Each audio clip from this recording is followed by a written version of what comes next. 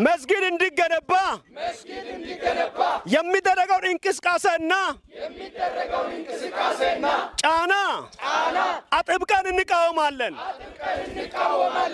እየመረረ ትውጧለህ። የእምነት ቦታቸውን ያለማንም ፍቃድ የመገንባት ሙሉ ስልጣን አላቸው።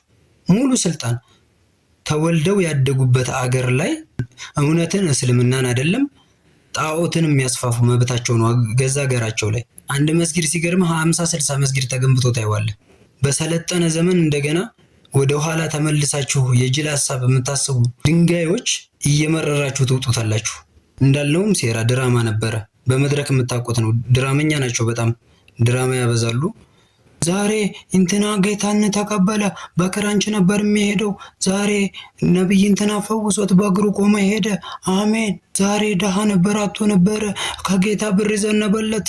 እንደዚህ እያሉ ድራማቸውን እየሰሩ ነበር የምናውቃቸው። ሰሞኑን ደግሞ መጽሐፍ ቅዱስ ተቀደደብን እያሉ በአዲስ ድራማ መጥተው ነበር ማለት ነው። ያ ድራማ ሳይበቃቸው አንድን አባት አሳስረው ለእስር ዳርገው ነበረ።